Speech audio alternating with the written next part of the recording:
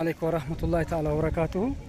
ያው ዛሬም ትላንት በበርጮ ቀበሌ የተቃጠለውን ቤቶችን ለማየት በአካል ሄደናል። ዛሬ እዛ በአካል ሄጃለሁ። በጣም በሚያሳዝን መልኩ ያው ቤቶች ተቃጥለዋል።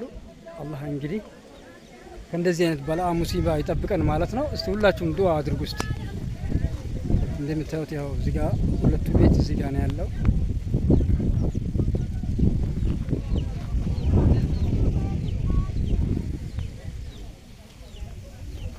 ያው እንዳለ ነው ደግሞ ሁለቱ ቤት ወደዛ በኩል ነው። በጣም ተዛምቶ ነበረ ማለት ይቻላል። ብቻ ሁላችንም አደራ እንደዚህ አይነት ጊዜው በጣም አስፈሪም ስለሆነ የለም በጣም ጥንቃቄ ልናደርግ ይገባል። ማህበረሰቡ ጥንቃቄ ማድረጉን መዘንጋት መቻል የለበትም። ጥንቃቄ እናድርግ። ጥንቃቄ ማድረጋችን በጣም አስፈላጊ ነው።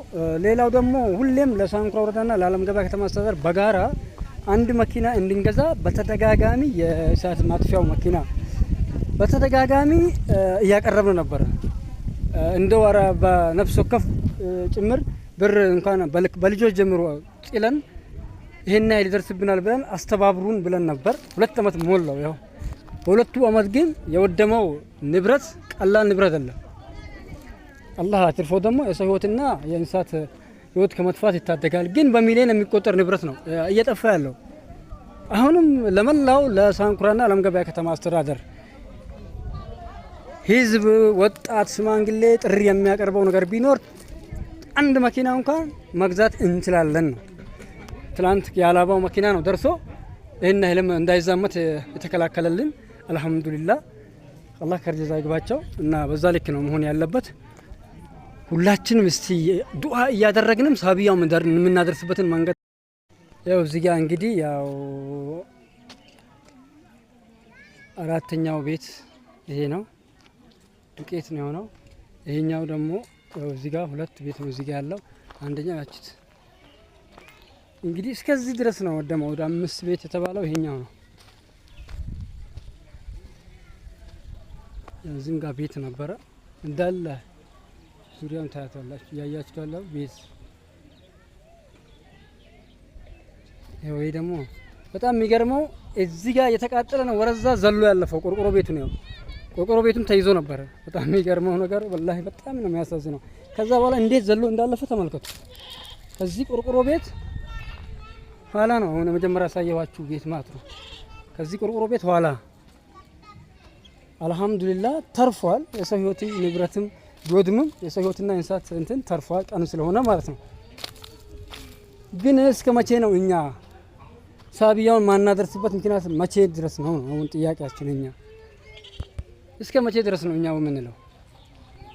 እንዴት ነው አንድ መኪና ወረዳና ከተማ ተቀናጅተን ይሄን መሰለ ህዝባችን ደግሞ ለእንደዚህ አይነት ነገር ለመስጣት ወደ ኋላ ማይል ነው? አስቢ እስቲ። ከዚህ የትና የተዛመተ እሳት አላህ ደግሞ ሲደርስ ሙሉ እንዳያልቅ ማህበረሰቡ አላህ ይታደገዋል። ብቻ አሁንም ሁላችንም ወደ መፍትሄው ዱአ እያደረግን አላህን ይሄን ሙሲባ እንዲያቆምልን ዱአ እያደረግን መፍትሄውን ሳቢያውን ምን እናድርስ የሚለው ነገር ደግሞ መወያያት አስፈላጊ ነው። የዞኑ መኪና ቢሆን የለም እሱ ተውት። እሱ ለግለሰብ ውሃ ቅዳ በሉት። እሱ አይጠቅምም ሲጀመርም። ስለዚህ ትላንትም የሀላባው ማህበረሰብ ነው ያደረሰልን። እኛም ወደ መፍትሄው እንግባ። እስቲ አንዳንድ ጊዜ እንደማመጥ እስቲ ራሳችን ህይወታችን ንብረታችን የምናተርፍበት አመራሩ ተቀብሎ ወደ ህብረተሰቡ ማውረድ ነው የሚጠበቅበት። ምክንያቱም በዚህ ህይወቱን ለማትረፍ ማንም አይሰስትም፣ ንብረቱን ለማትረፍ ማንም አይሰስትም። በሚሊዮን ቤት የአንድ ግለሰብ ንብረት ሲያልቅ 1000 ብር ወይ 2000 ብር ለማዋጣት ወደ ኋላ ማህበረሰብ አይደለም ያለን ለኛ አልহামዱሊላህ። ስለዚህ አላህ እንኳንም የሰው ህይወት እና የእንስሳት ህይወት ተረፈ። ንብረት ይተካል። አላህ በተሻለው ነገር ሁላችሁም አላህ ይተካላችሁ። አላህ ደግሞ እንደዚህ አይነት ሙሲባ ያቁምልን። ሰዎች ጥንቃቄ ያድርጉ። በጣም ባሩድ ነው እንትኑ። በዚህ በሙቀደሙ የተለያየ ፍራክሽኖች ይፈጠራሉ፣ ለእሳት መንስኤ ይሆናሉ። ያን ደግሞ ጥንቃቄ እናድርግ። አሁን አያችሁ ይሄው ገለባው ላይ ተርፍ ምርት ላይ እንደዚህ ነገሮች ላይ ጥንቃቄ እናድርግ። ጥንቃቄ ማድረግ ነው። ሳቢያውን ከዚህ ጀምሮ ነው ጥንቃቄ የሚደረገው። እንጂ ሌላ አይደለም። የተረፈው ምንድነው ወደ መኪናው ደግሞ ምንድነው የበለጠ ጥንቃቄ የምናደርግበት ነው። እስከዛ ግን ተረፈ ምርቶቻችን ጥንቃቄ እናደርግ። ረመጥ ምናምን የተለያዩ ነገሮች ላይ መጠንቀቅ መቻል ያስፈልጋል። ከማህበረሰቡ ሁሉም ላይ ያው እየተወያየ ነው ያለው። አላህ ሰላም አድርግልን።